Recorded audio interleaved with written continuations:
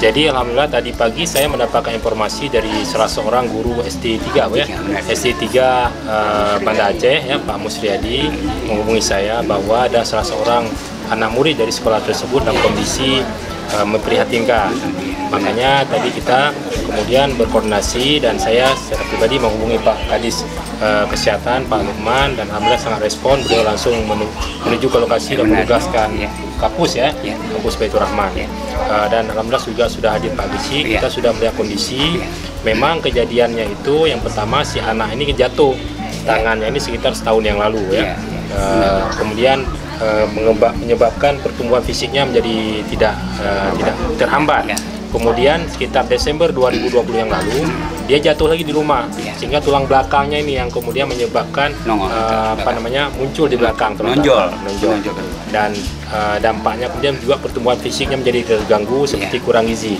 Karenanya alhamdulillah di sini juga hadir Pak Kadis, Bu Kapus dan Pak Gesi. Kita mengharapkan atas nama pimpinan anggota DPRK Banda Aceh ya, tentu ini tadi juga keluarga sudah kita minta, dan insya Allah sore ini dengan bantuan dari Puskesmas juga akan dirujuk ke Rumah Sakit Pertamedika di Labuy ya, Banda Aceh. Ini tangannya ini jatuh ya setahun yang lalu Pak ya. Tinggal nggak bisa diluruskan lagi. Kemudian juga akibat jatuh ini tulang belakangan. Tulang belakangnya menonjol ya.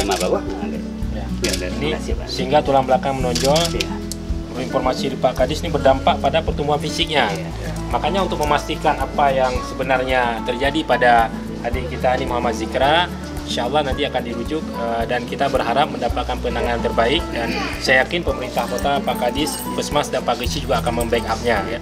Untuk penanganan adik kita Zikra ini, kita sudah mengarahkan tadi untuk mengikuti prosedur yang akan dilakukan perawatan pelayanan kesehatan, mulai dari rumah sakit tipe C yang sekarang dirujuk ke rumah sakit Pertamedika.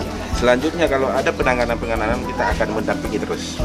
Ya, di Puskesmas yang mendampingi seandainya ada hal-hal yang perlu untuk melancarkan proses pelayanan kesehatan itu.